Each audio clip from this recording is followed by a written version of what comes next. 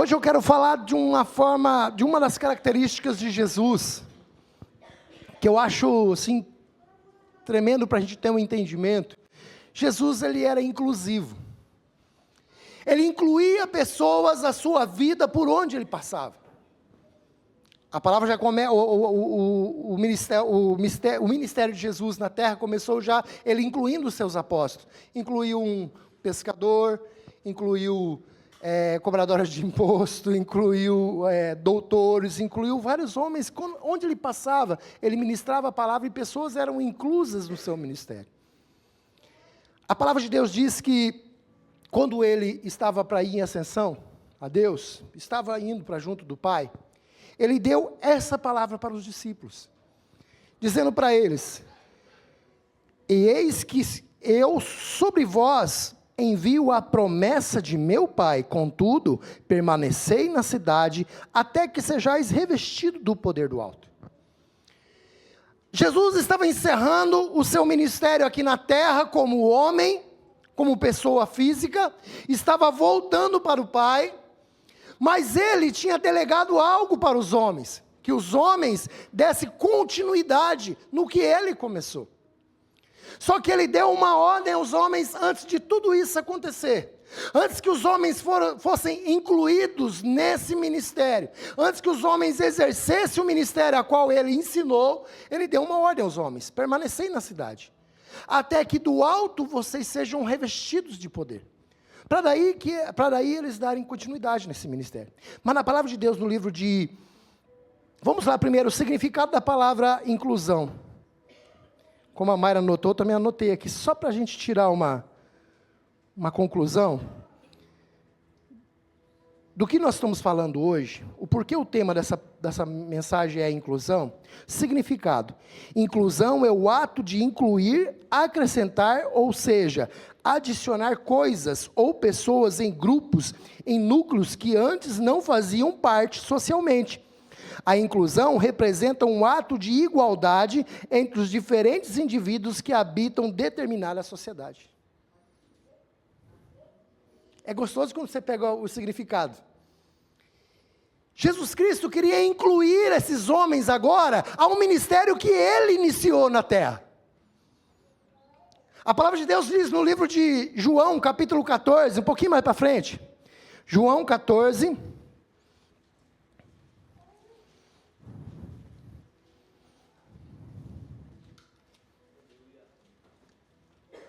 Livro de João 14, versículo 12. A palavra de Deus diz assim, João 14, 12. E em verdade vos asseguro, que aquele que crê em mim, fará também as obras que eu faço, e outras maiores fará, pois eu vou para o meu Pai. E assim seja, o que for que vos pedires em meu nome, isso eu farei, a fim de que o Pai seja glorificado no Filho. Jesus tinha pregado a sua palavra, tinha pregado o arrependimento, tinha pregado a salvação, se deu como sacrifício para a salvação, e agora ele precisava incluir aqueles homens que estavam sendo destinados a eles. O ministério de pregar a palavra, agora eles tinham que ser incluídos no ministério de Deus. O poder de Deus agora tinha que estar sobre esses homens, porque eles iam dar continuidade ao que Jesus começou. E o que Jesus começou? A pregar o evangelho da salvação, a levar a cura, a libertação, a restauração para o ser humano, a reconciliação do homem para com Deus. Mas agora Jesus estava encerrando o trabalho dele terrestre e estava destinando aos homens, designando aos homens a dar continuidade. Quando ele fala aqui no livro de João: se creres em mim, farás coisas maiores ainda do que eu fiz, milagres maiores, vai operar maravilhas maiores, vai fazer coisas mais grandiosas. Jesus estava dizendo para falando para eles: ei, eu comecei, mas quem vai dar continuidade da mesma forma que eu comecei, agora são vocês. E ele só colocou um critério: aquele que crê em mim. A inclusão de Deus, a inclusão de Jesus Cristo para o ser humano fazer as mesmas coisas que Jesus fez nessa terra, tinha um critério. A inclusão ia acontecer através do quê? Através da fé. Eles precisavam crer que Jesus Cristo era o Filho de Deus. Eles precisavam crer que agora o mesmo poder que estava sobre Jesus, e é sério isso, igreja, e muitas vezes nós deixamos isso de lado, o mesmo poder que estava sobre Jesus, agora também estava disponível a eles. Porque o próprio Jesus disse: ei, se vocês creem em mim, coisas maiores ainda que eu fiz, vocês farão. E não está falando de milagres, somente milagres de cura e libertação, não. Jesus em 3 anos, ele levou o evangelho àquela região. Mas ao homem estava sendo dado o poder de levar o evangelho a todas as nações. E isso é muito maior do que um paralítico andar. Isso é muito maior do que um cego enxergar, do que um mudo falar. Outro dia eu ouvi uma pregação que a moça na pregação trocou. Ela falou: é muito maior do que o cego ouvir e do que o mudo enxergar. Vai saber se o mudo era cego e se o cego era mudo também. O povo criticou ela, mas é muito maior, irmãos, o que Jesus deu para o homem fazer é muito maior do que um milagre físico. É levar a salvação eterna para todas as nações. Por isso Jesus falou: se vocês creem, vocês vão fazer coisas muito maiores do que eu, porque Jesus ficou naquela região, mas agora está sendo dado o poder para levar para tudo, para todos, para nós, e chegar até nós. Por isso os homens iam fazer coisas maiores. E Jesus queria incluir o homem nesse mistério. Jesus queria incluir o homem a esse chamado. Ele deu início, mas sempre Deus quis incluir o homem de volta. Deus nunca deixou o homem fora de nada. No início da criação, o que Deus fez? Deus criou o céu, Deus criou a terra, Deus criou tudo, estava tudo bonitinho. Ele podia ter criado o homem, podia ter ele dado nome aos animais, podia ter feito tudo ele sozinho. Mas Deus fez o quê? Incluiu o homem na criação. Ele chamou o homem: ei, eu fiz o animal, mas agora você dá nome. Ei, você está sozinho, eu posso até te fazer uma mulher, mas eu quero que você participe, vou tirar de você essa mulher, porque eu quero te incluir nesse poder, eu quero te incluir nessa tarefa. Quando ele foi salvar o povo, ele quis incluir o ser humano de novo. O homem estava em pecado, ele chama Noé: ei Noé, a tua família vai ser responsável para dar continuidade, porque eu vou acabar com tudo. Eu quero te incluir no plano de salvação. E eu acho tremendo, eu estou lendo uma matéria, um estudo, melhor dizendo, um devocional, que como é tremendo, a Bíblia aponta de Gênesis e Apocalipse a Jesus Cristo em tudo. Se você ler e você prestar atenção em tudo, está apontando Jesus Cristo. E aí quando Deus está falando comigo, já tem um mês, eu comentei com o Vinícius, já tem mais de mês que Deus está falando essa palavra no meu coração de inclusão, inclusão, inclusão. E Deus tem me confrontado com isso: por que você não inclui? Por que você não inclui? Até o meu filho ter ido trabalhar comigo há 2 semanas atrás, que ele começou a trabalhar comigo, eu vi Deus ministrando: inclui o teu filho, inclui o teu filho. Inclui o teu filho na tua forma de pensar, na tua forma de trabalhar, na tua forma de comportar, na tua forma de tratar as pessoas, inclui ele. Antes ele estava vivendo uma parte da vida e eu vivia outra quando estava trabalhando. Agora não, ele vive a mesma.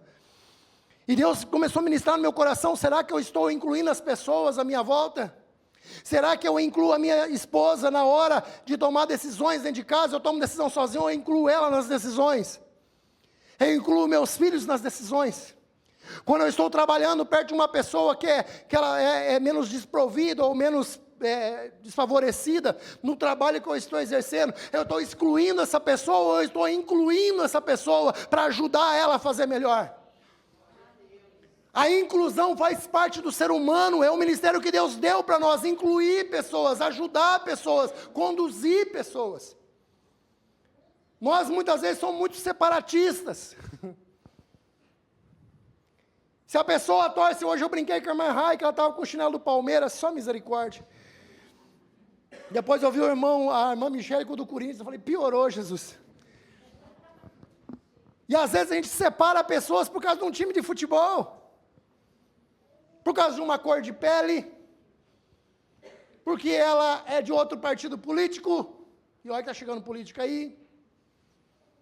Às vezes eu excluo as pessoas porque elas não pensam igual a mim ou não têm práticas igual a minha. Mas se Jesus Cristo fizesse isso, só incluísse na salvação pessoas que fossem iguais a Ele, ninguém ia. Porque Ele era diferente de todos. Ele era melhor do que todos. Mas mesmo assim, Ele incluiu o cego, Ele incluiu o paralítico, Ele incluiu o leproso, Ele incluiu as pessoas da alta sociedade. Ele incluiu quem era cobrador de imposto, quem era ladrão, Ele incluiu possesso, demoniado, Ele incluiu. Pessoas que não confessavam a mesma fé, Ele incluiu. E Ele nos ensinou, ei, se creres em mim, farás obras maiores do que eu. Será que eu, olhando hoje para essa palavra, eu tenho incluído pessoas? Tenho distinguido pessoas? Eu incluo as pessoas que me rodeiam a fazer parte da minha alegria? Eu incluo as pessoas que me rodeiam a fazer parte da minha tristeza? Ou eu fico sofrendo sozinho? Eu incluo as pessoas nas minhas vitórias? Nas minhas conquistas? Olha só, o início da igreja. E eu acho tremendo. A igreja se iniciou cumprindo a promessa, livro de Atos, capítulo 2. Um pouquinho à frente.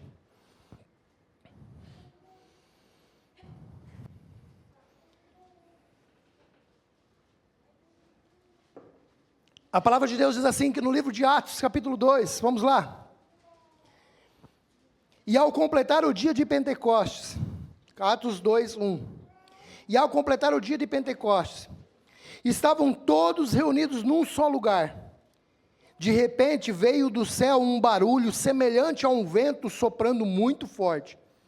E esse som tomou conta de toda a casa onde estavam assentados.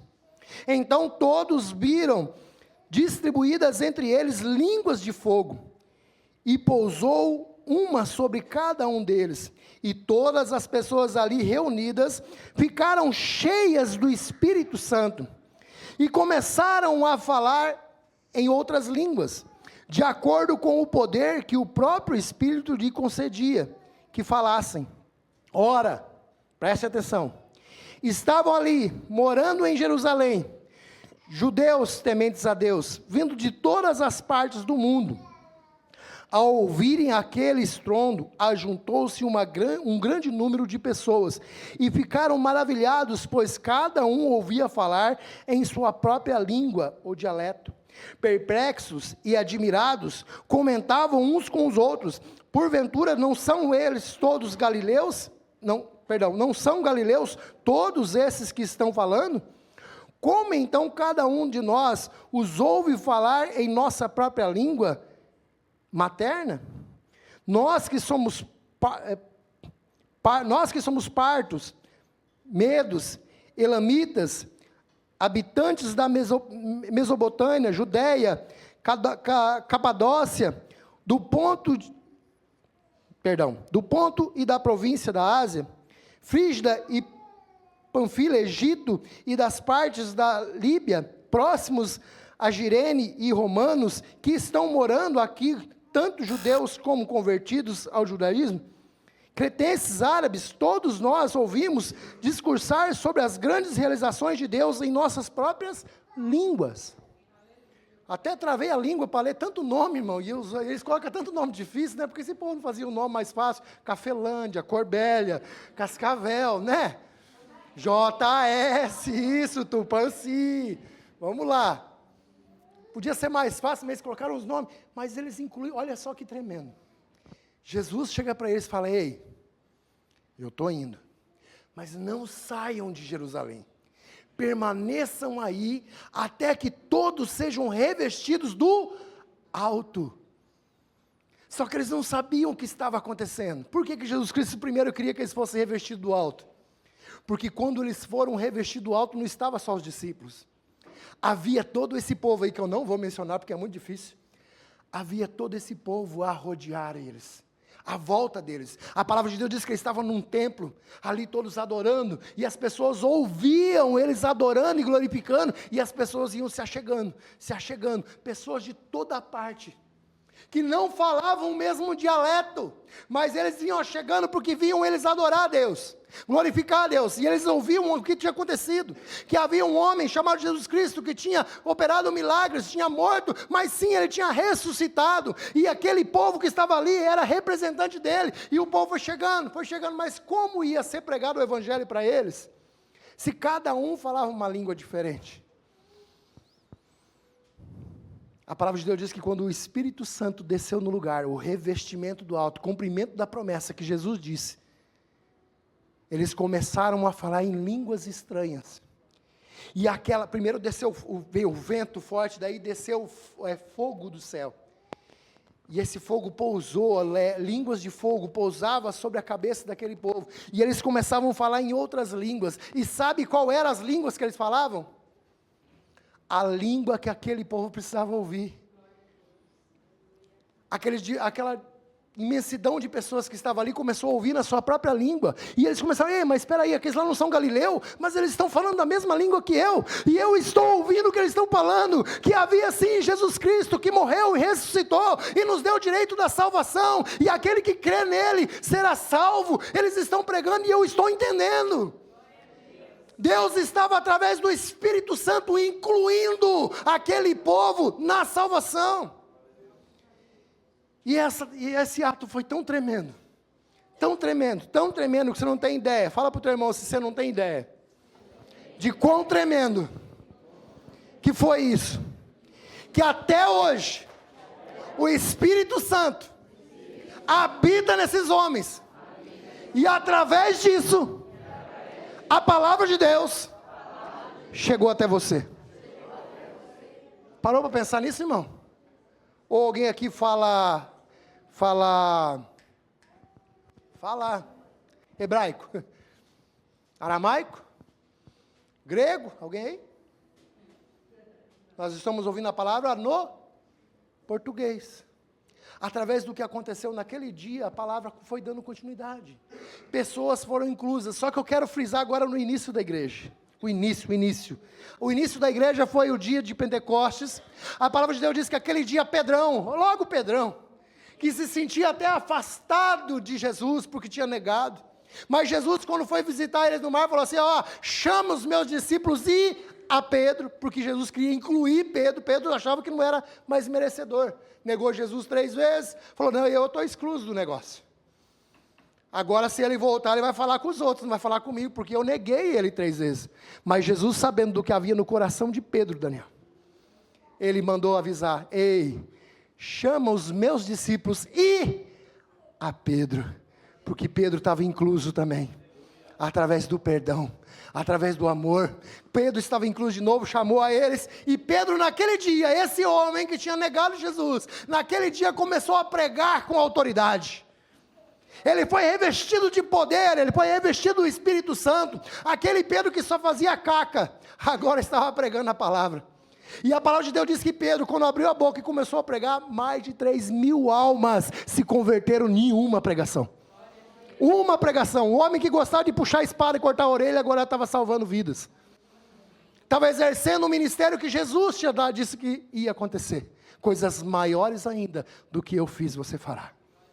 E a palavra de Deus foi dando continuidade, livro de Atos capítulo 4. E essa parte eu acho tremenda. Meu Deus, eu acho tremenda a Bíblia inteira, mas isso aqui mexe com o meu coração.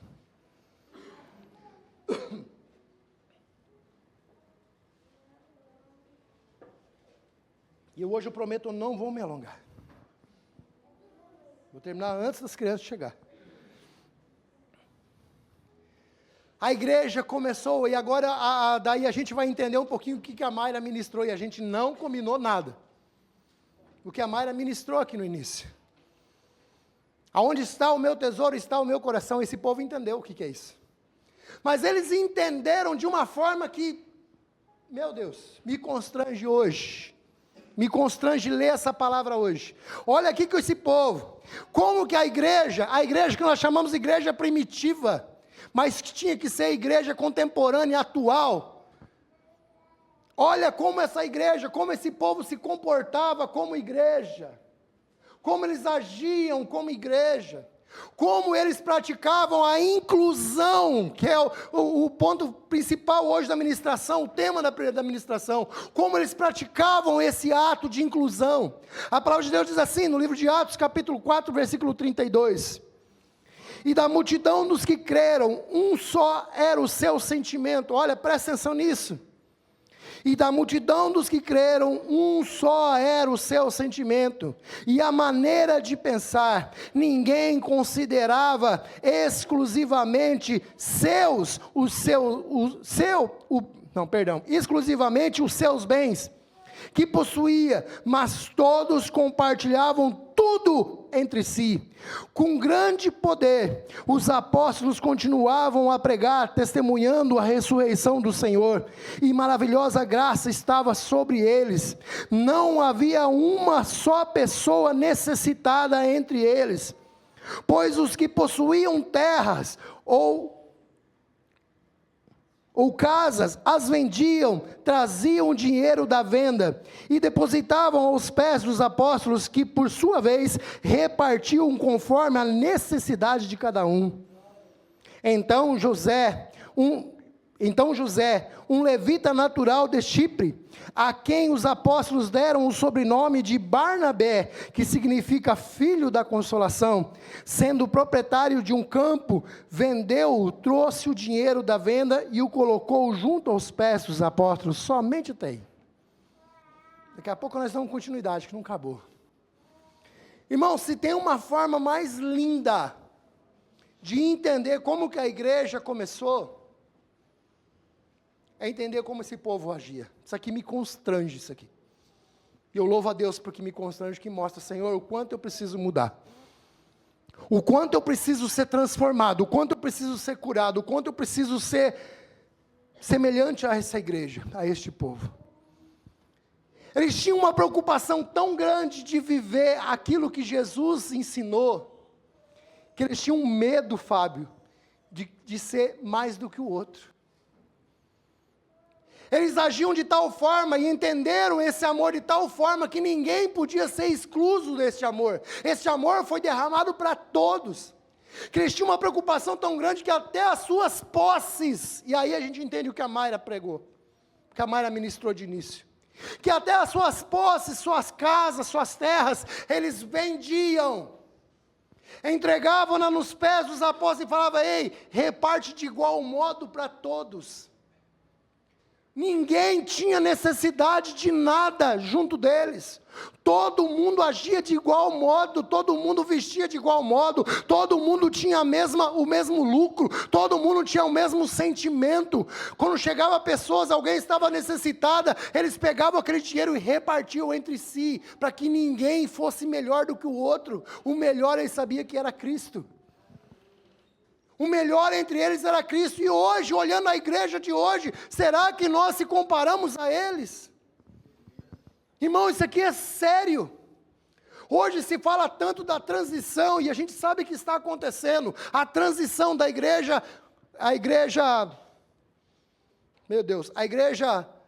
tradicional para a igreja contemporânea.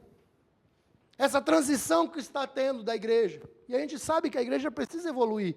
Evoluiu os louvores, evoluiu a forma hoje até de se pregar, evoluiu hoje através da tecnologia, mas uma coisa eu tenho que ter em mente como igreja, que eu não posso perder os ensinamentos da igreja primitiva. Eu não posso perder a prática que esse povo tinha de humildade, de união, de ali entender a necessidade um do outro. Às vezes nós excluímos pessoas, em vez de incluir, nós excluímos pessoas porque elas não fazem parte da minha vida social, do meu convívio social. Às vezes eu excluo pessoas porque ela ganha menos do que eu, ou ela ganha mais do que eu e eu não me misturo. Eu não me misturo com gente que ganha mais, eu não me misturo com gente que ganha menos. Olha a forma que esse povo pensava, não existiria o mais e o menos, existia a igualdade entre eles. Eles entenderam esse mistério, essa ordenança de Deus de inclusão, eles incluíam a todos no mesmo patamar, abençoado. De maneira era todo mundo igual. Não tinha o melhor e o pior, era todo mundo igual. Jesus ensinou isso, Jesus não tratou ninguém com indiferença, e eles também estavam praticando a mesma coisa. Será que eu hoje como igreja, eu ajo como Jesus agiu? Será que eu incluo todos no meu convívio? Será que eu sou capaz de fazer? Porque é sério isso aqui, amados. Quando a Mayra ministrou, aonde está o meu tesouro, está o meu coração. Esse povo mostrou onde que estava o coração deles. O coração deles estava em adorar a Deus. E amar o seu próximo como a eles mesmos, que era um dos mandamentos. Eles entenderam o ministério. Eles entenderam a mensagem de Cristo. Que não havia melhor ou pior ou menor, maior ou menor. Havia um povo que foi chamado e escolhido para ser salvo. E todo aquele que cria nele, todo aquele que cria era salvo. Bastava crer. E as pessoas iam chegando, e as pessoas ouviam falar do Evangelho, entregava sua vida a Cristo, aceitava Jesus Cristo, confessava os seus pecados, era incluso naquela igreja, era incluso naquele corpo. E se aquela pessoa que tinha aceitado a Cristo tinha muita posse, de repente ela pensava, poxa, mas eu não posso ser diferente desse povo que tem aqui, sabe o que eu vou fazer? Eu vou vender tudo e vou repartir. Será que nós conseguimos fazer isso hoje? É sério, será que nós conseguimos? A esse ponto, assim começou a igreja, amados. E da mesma forma, chegava uma pessoa que não tinha posse, mas tinha pouco. Todos olhavam para ela e falavam assim, não, você não vai ser menos do que nós, você vai ser igualzinho. Vamos lá, o que você está precisando? Você não tem uma casa para morar? Vamos lá, vamos comprar uma casa para você, porque dinheiro tem aqui, o povo trouxe. Vamos comprar uma casa para você? Ó, as tuas roupas não estão legal? Vamos fazer assim? Vamos lá, vamos comprar vestes novas. O importante é a gente adorar. Era o propósito deles adorar, glorificar. Eles entenderam que tudo nessa terra passa. Mas uma coisa não vai passar, o que que é? A palavra de Deus. Eles tinham um objetivo, eles tinham um alvo. E por que que a palavra de Deus não passa? Porque é a única que me inclui no plano de salvação de Deus. É a única que me inclui nesse plano, é a palavra de Deus. Ela precisa ser pregada, de igual modo, para rico, para pobre, para negro, para branco. Ela precisa ser pregada. Esse povo aprendeu dessa forma, esse povo entendeu dessa forma, só que a igreja começou também com seus desafios. Dando continuidade, agora no capítulo 5 de Atos. A única coisa que Deus não inclui. Eu custei às vezes entender essa palavra, eu achei essa palavra um tanto que severa. O que aconteceu eu achava severo, meu Deus. Será que era preciso tanto? Mas é porque eu não tinha entendido o capítulo 4.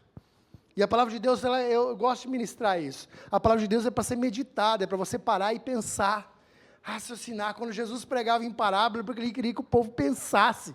E quando eu li isso aí, é Deus falando para mim, pensa cabeçudo. Pensa por quê que você está me julgando pelo que eu fiz?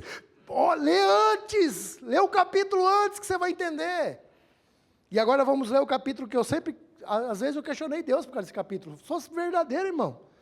Falava, Jesus, era preciso tanto? Mas aconteceu, leia lá, capítulo 5. A oferta de Ananias e Safira. Forte, irmão. Capítulo 5, versículo 1.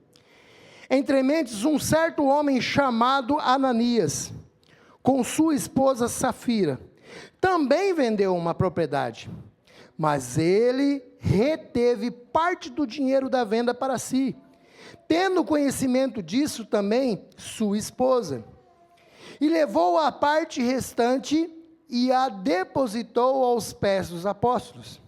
Então indagou-lhe Pedro, Ananias, por que permitisses que Satanás enchesse o teu coração, induzindo-te a mentir ao Espírito Santo, para que ficasse com parte do valor do terreno?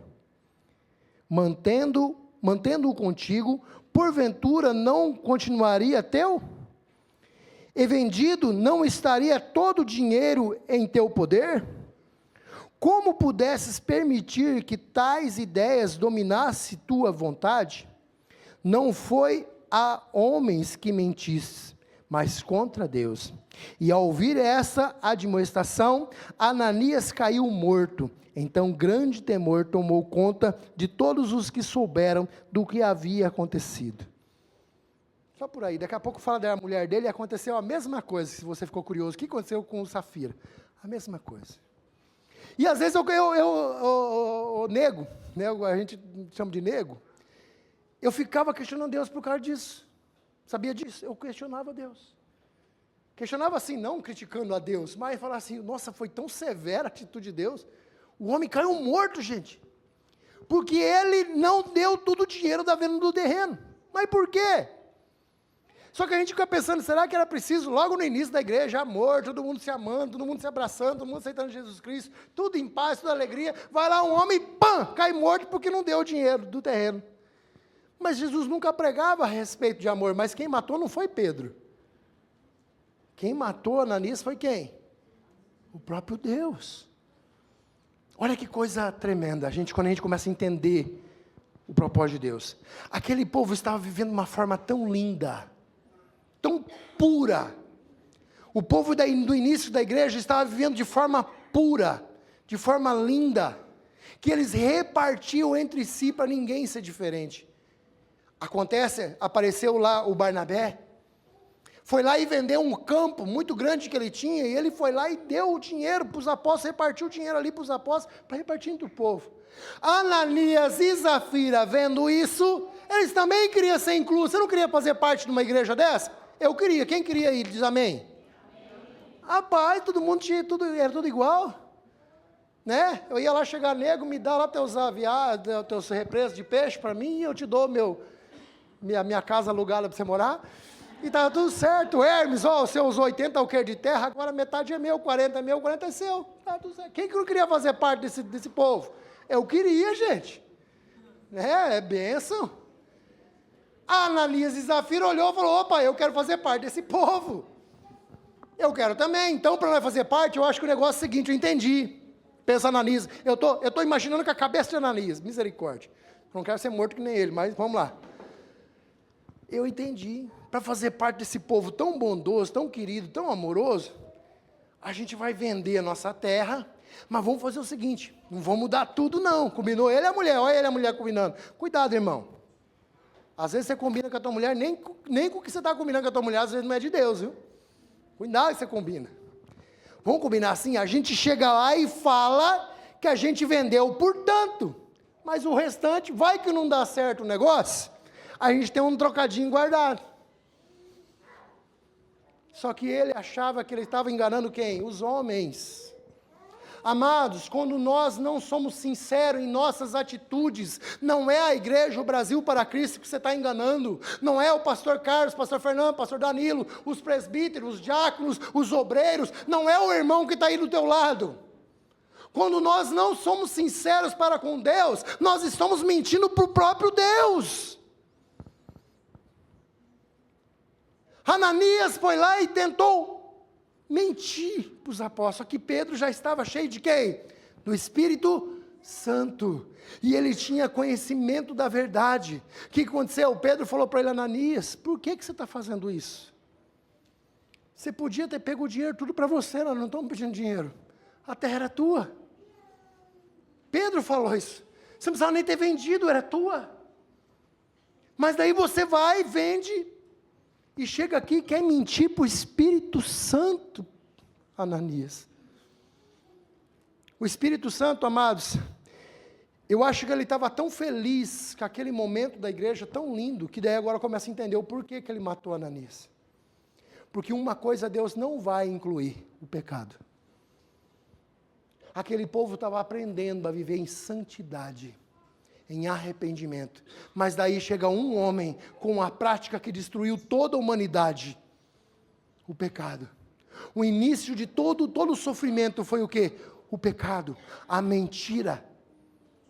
A igreja estava iniciando de uma forma linda, de uma forma tremenda, mas daí já estava lá um homem, mais uma vez, sendo enganado pelo diabo, querendo semear o quê? A mentira, o engano. Deus não aceitou, amado. Deus não aceitou. E a palavra de Deus diz que Ananias caiu sim, caiu duro, morto. E não parou em Ananias.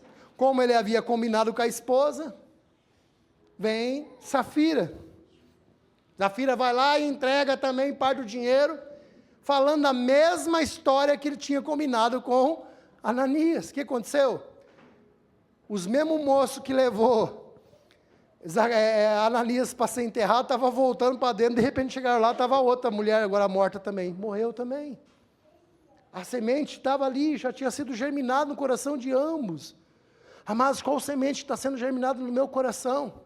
Essa semente de inclusão, de fazer parte de um povo, a qual vai glorificar onde não tem placa. E é uma das coisas que eu quero ministrar aqui: não existe placa de igreja, de denominação no céu. Eu vi um povo, isso já está nos comentários da rede social, que eu fiquei horrorizado com aquilo. 2 pastores que eu respeitava, discutindo, debatendo, brigando com a palavra. E ainda criando, divisão entre 2 povos. Não! A palavra não é minha. A palavra é de Cristo. Ela me incluiu em Cristo. Não foi eu que me incluí a Cristo.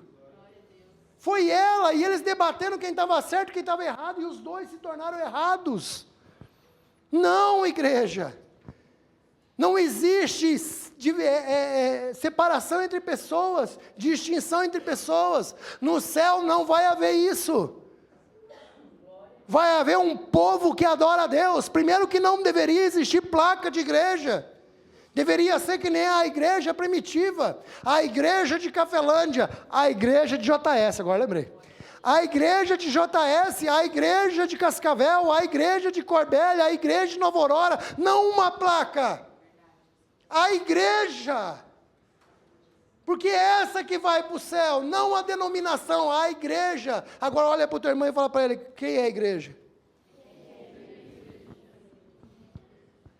É esse povo aqui, ó.